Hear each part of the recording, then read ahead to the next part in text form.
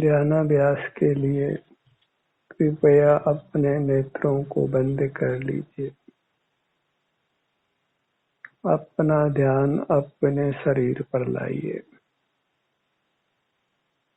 बंद नेत्रों से हमें हमारा अरूपी शरीर अनुभव में आता है। हमें इस अपने अरूपी शरीर की ही शरण है।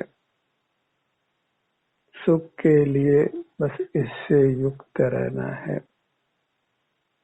इसमें जो भी संवेदना प्राप्त होती है उसका अनुभव करते रहना है। इतना ही मोक्ष का मार्ग है।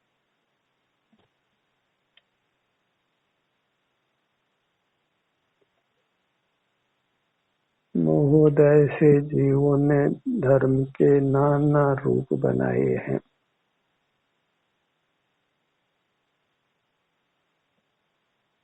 धर्म मात्र अपना एहसास करने रूप है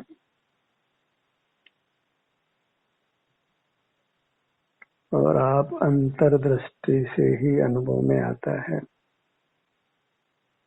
हमारा अपना अमूर्त शरीर है जो हमारा पदार्थ है, हमारी वस्तु है, हमारे द्वारा भोगे जाने योग्य है।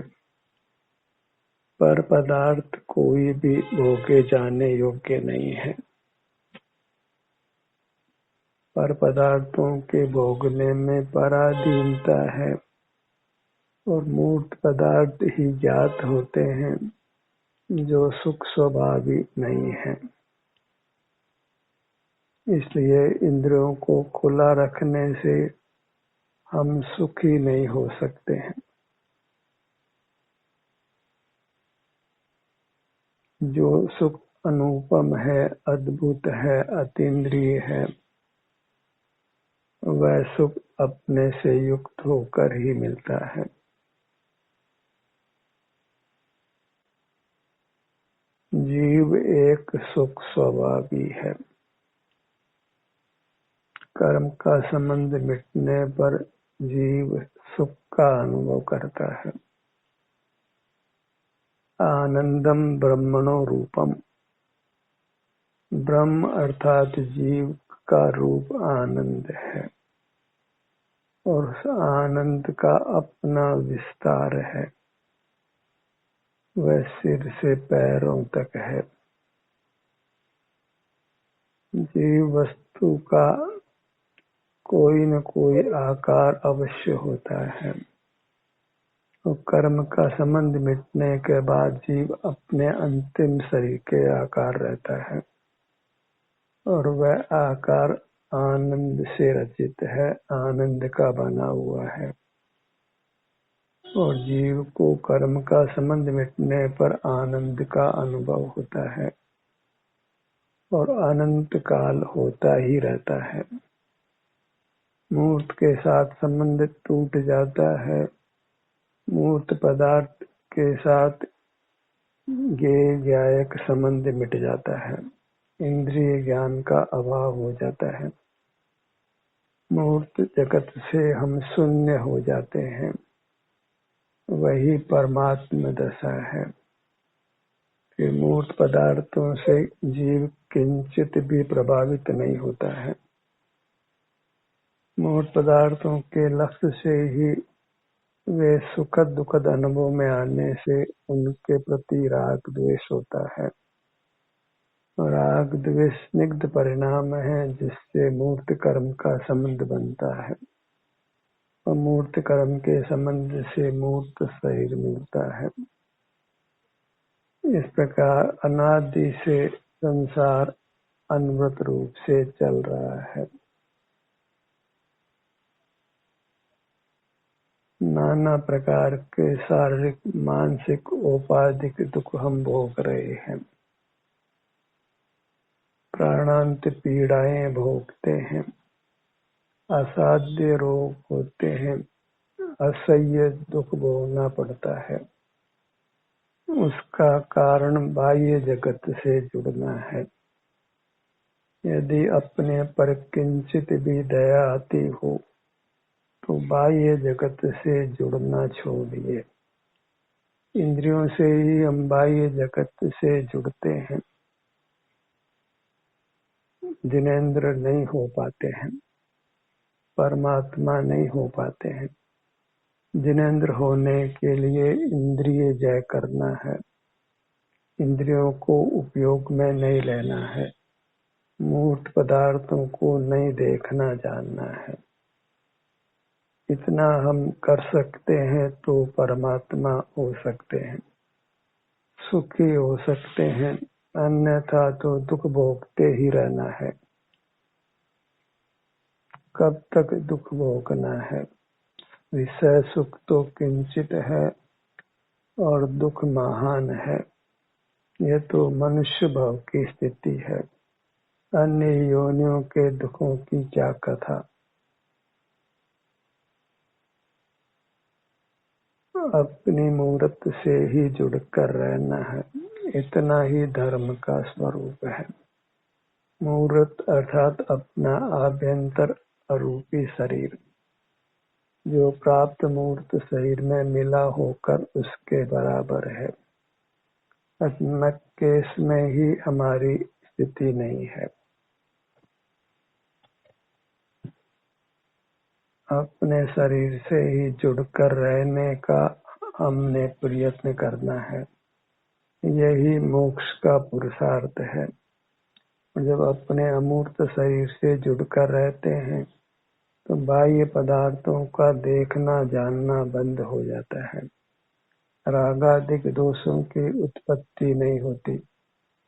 रागादिक दोषों से ही हम आकुलता का अनुभव करते हैं, और रागादिक दोष नहीं होने पर हम निराकुल रहते हैं, वीतराग रहते हैं, और वीतराग रहने से कर्मों का बंधन नहीं होता।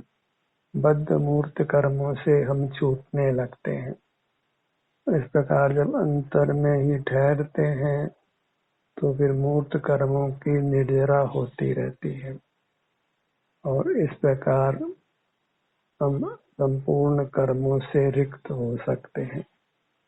संपूर्ण कर्मों से रिक्त होना ही परमात्मा होना है। इतना अभ्यास करने का मन बनाइए। यदि धर्म करना इष्ट है तो यह करिए। बाहर के क्रियाकांडों से कुछ मोक्ष होना नहीं है।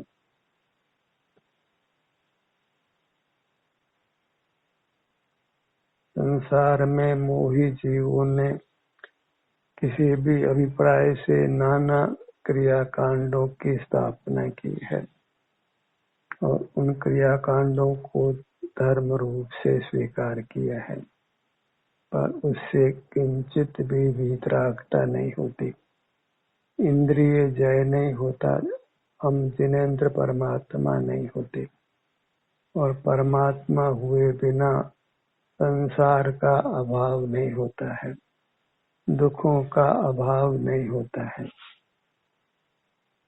सुखी होना इष्ट है तो धर्म करिए। धर्म अपनी मूरत को धारण करने रूप है, अपनी मूरत में रहने रूप है, अपनी मूरत के सन्मुख रहने रूप है। अपनी मुद्रा को सतत लक्ष्य में रखिए। इससे चूकना व धर्म से ही चूकना है, सुख के स्रोत से ही चूकना है। सुख के स्रोत से चूकना अर्थात दुख में पड़ना है, और ये कार्य अभ्यास से ही होता है, क्योंकि वृत्ति फिर बहिर्मुख हो जाती है, तो हमें फिर अंतर्मुख होना होता है। हम निरंतर अंतर में अभी नहीं ठहर पाते हैं। अभ्यास करने से ही एक ऐसी स्थिति आती है जब हम सतत अंतर्मुख रह पाते हैं और परमात्मा हो जाते हैं। हमारा कर्तव्य मात्र अंतर्मुख रहने का पुरुषार्थ करने रूप है। उससे फिर अंतर्मुखता का काल बढ़ता है और फिर धीरे धीरे बहिर्मुखता कम होते होते समाप्त हो जाती है।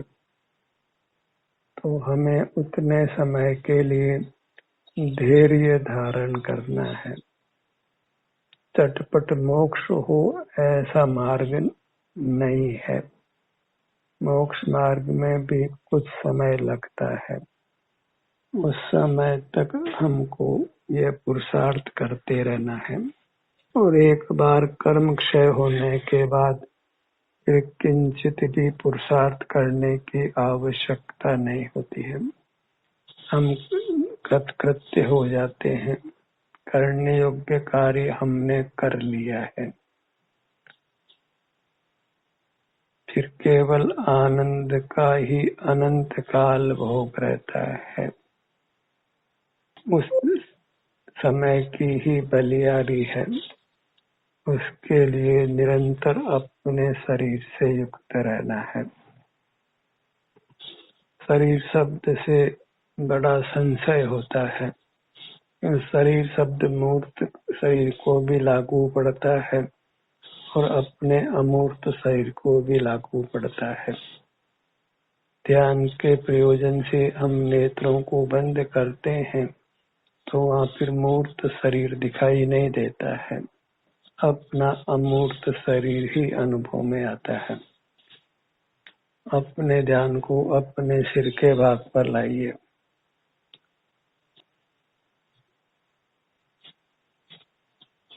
वहाँ के स्वास्थ्य की स्थिति का अनुभव स्वतः होने लगता है। उस अनुभव को करते हुए रहना है। एक स्थान पर नहीं ठहर पाए तो कोई दोष नहीं है।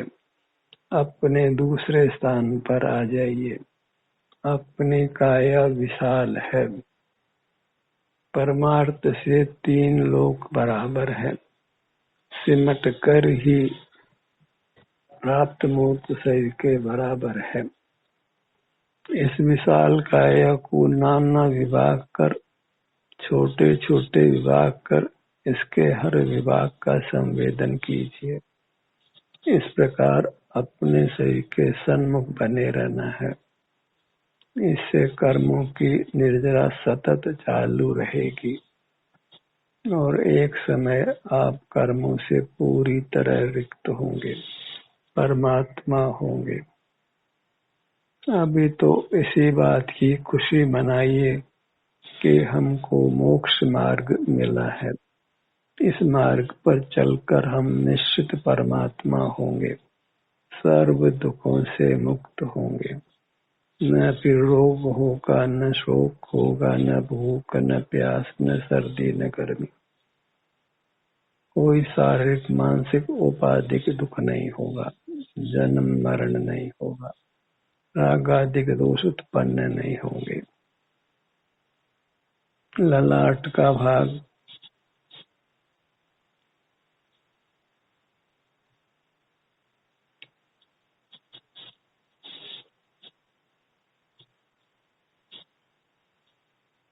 धर्म कोई सीखने जैसा नहीं है, यह आचरण करने जैसा है। तभी तो आचरण को धर्म कहा है। चारित्रम खलु धम्मो, चारित्र ही वास्तव में धर्म है। इसके अतिरिक्त धर्म का अन्य कोई स्वरूप नहीं है। चारित्र नाम अपने स्वरूप में आचरण करने का है और अपना अमूर्त शरीर ही अपना स्वरूप है। इसलिए अपने अमूर्त शरीर में ही आचरण करना है। इसी में उपस्थित रहना है। इसी में विचरण करना है।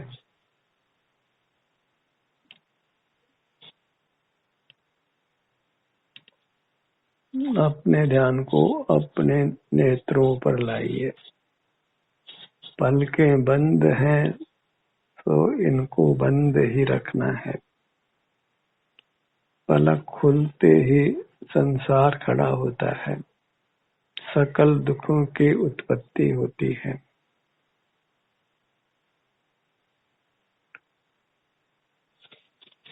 परमात्मा इंद्रिय जयी होते हैं। इंद्रिय ज्ञान का उन्होंने पूर्णतः निरोध किया है। हमको भी परमात्मा बनना है, इसलिए इंद्रियों का पूरी तरह निरोध करना है। उसके लिए अपनी मुद्रा के सन्मुख रहना है।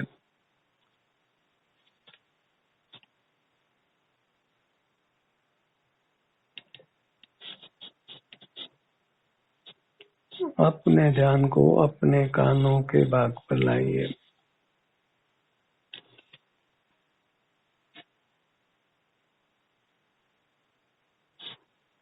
होने वाली शांति को भोगना है, कुछ विचार नहीं करना है। विचार करना भी अपने स्वरूप से च्युत होना है।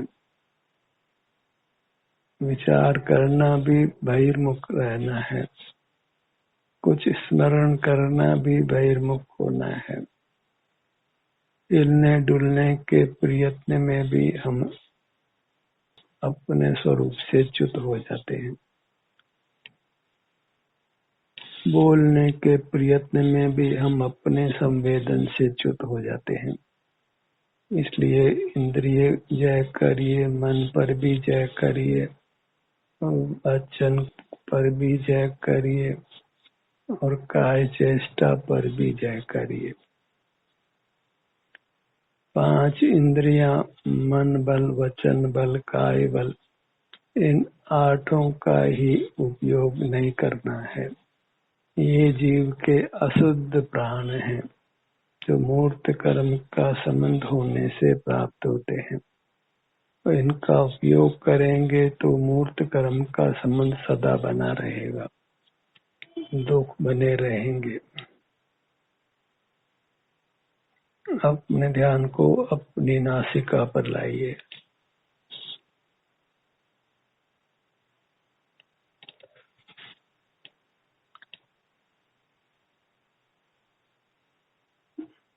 ये मार्ग सब जीवों के लिए है। इसका किसी संप्रदाय से कोई संबंध नहीं है। यह जीव मात्र के लिए है।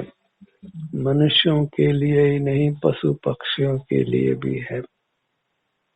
जो भी इस प्रकार अंतर्दृष्टि करेगा वह सुखी होगा। मार्ग किसी संप्रदाय विशेष के लिए नहीं है, किसी योनि विशेष के लिए नहीं है, जीव मात्र के लिए है। अपने को जीव मानकर अपने सन्मुख रहिए। जीव के अलावा अपने को कुछ नहीं मानना है। और जीव मंगल होता है। जीवो मंगलम, जीव मंगल होता है। मैं जीव हूँ और मंगल हूँ। मंगल उसको कहते हैं जो सुख को लाता है, दुख को नष्ट करता है। और मैं उत्तम हूँ और अपने लिए शरणभूत हूँ। जीवो मंगलम, जीवो उत्तमा, जीवो शरणम। और नमन करना हो तो जीव को ही नमन करना है।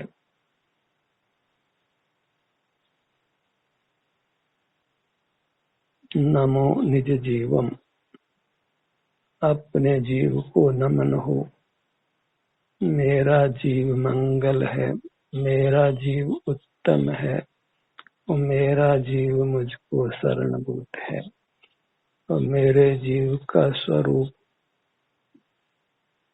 प्राप्त मूर्त शरीर के बराबर अमूर्त शरीर है। और वह आनंद घन है, जिस आनंद स्वभाव को कोई मिटा नहीं सकता है। कर्म इस पर आवरण डाल सकता है, पर इस सुख को मिटा नहीं सकता है। जीव सुख शक्ति वाला है और शक्ति का नाश नहीं हो सकता है। अचिंत्य शक्ति है। इस शक्ति का चिंतन नहीं किया जा सकता है। इसके सुख को केवल भोगा जा सकता है और इस सुख शक्ति के कारण ही जीव को भगवान संज्ञा है, परमात्मा संज्ञा है। अंतर्दृष्टि से जो अमूर्त शरीर अनुभव में आता है वही जीव है, वही भगवान है, वही आनंद दाता है, वही आराधना करने योग्य है, अर्थात उसी के सन्मुख रहना योग्य है। अपने ध्यान को अपनी नासिका पर लाइए।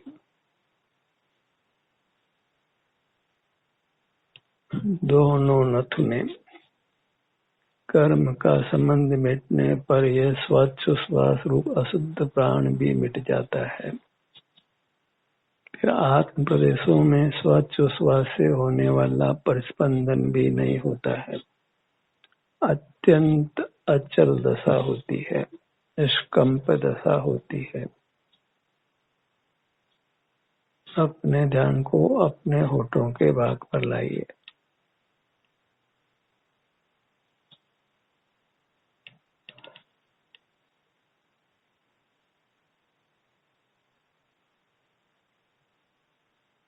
यहाँ की संवेदना को भोगिए।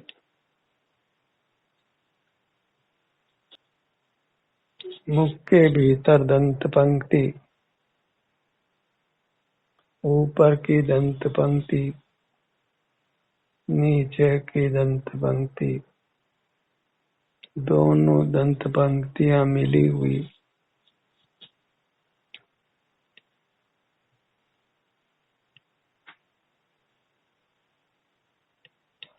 जिह्वा, ऊपर तालु। यह आपका ईमान है कि आप मेरे साथ चलें, अपने अनुभव रूप रहें। ये आपका स्वयं का आत्मनियंत्रण है। इस पर का किंचित भी कोई अधिकार नहीं है। आपको स्वयं ही अपने सन्मुख रहना है, अपनी अमूर्त काया का संवेदन करना है, अन्य कार्यों से अपने को विरत रखना है, जगत से विमुख रहना है, अपने ही उत्तम सुख को भोगते हुए रहना है, विषयों से अर्थात बाह्य जगत से विरत रहना है, जगत के साथ किसी संबंध कल्पना को उत्पन्न नहीं करना है। कर्म के संबंध से जो संबंध बन गए हैं उन संबंधों को अस्वीकार करना है, क्योंकि वे नित्य नहीं है। अपने ध्यान को अपने कंठ भाग पर लाइए।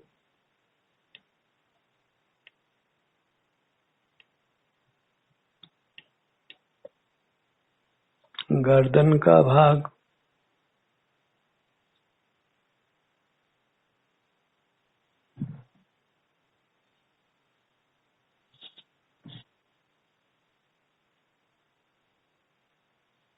धड़ भाग पर आइए। सीने का भाग,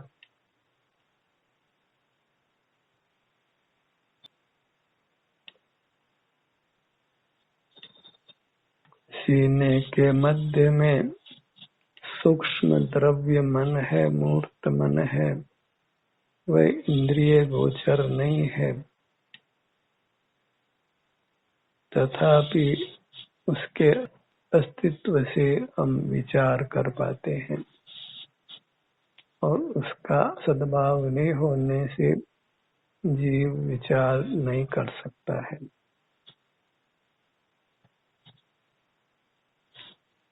इस मूर्त मन को पाकर हमने अपने हित अहित का विचार कर हित में ही प्रवृत्त होना है। बहिर्मुखता छोड़कर अंतर्मुख रहने का सतत प्रयत्न करना है। अपने ध्यान को अपने पेट के भाग पर लाइए।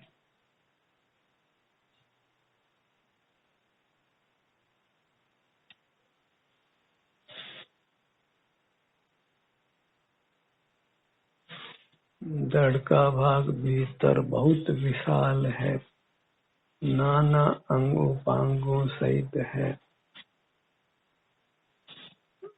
हमारे बहुत आत्म प्रदेश इस मध्य भाग में है, धड़ भाग में है। यहाँ ठहरिए, उत्तम शांति को भोगिए। पीठ का भाग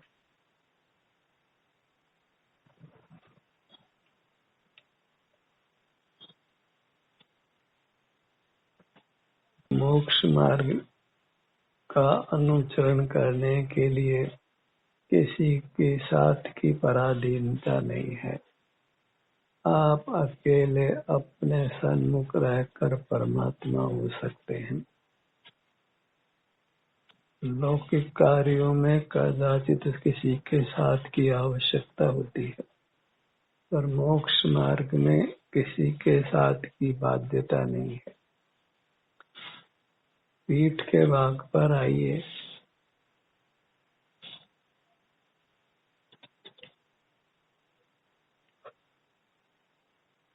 दाहिने भुजा,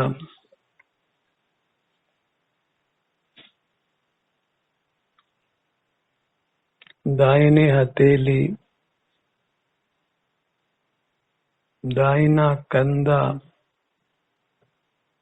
दाहिने हाथ की पांचों अंगुलियां अपने ध्यान को अपने बाएं भुजा पर लाइए।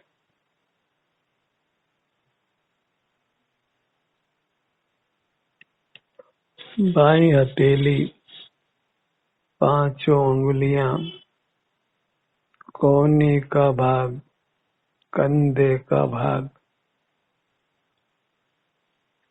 अपने ध्यान को अपने दाहिने पैर पर लाइए। पगतली, टखना, घुटना, जंघा, अपने ध्यान को अपने बाएं पैर पर लाइए।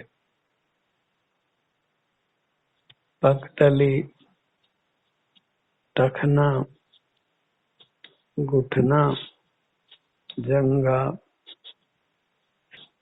अपनी पूरी मूर्त जो आनंद की मूर्ति है, परमात्मा की मूर्ति है,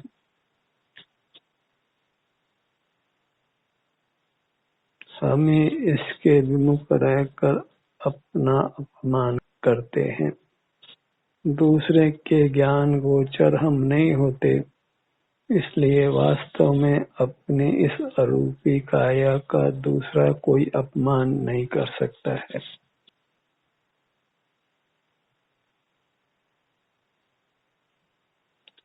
आप ही अपने सन्मुख रहकर अपना आदर करता है, अपने आनंद को भोगता है और सकल कर्मों का नाश करके परमात्मा हो सकता है।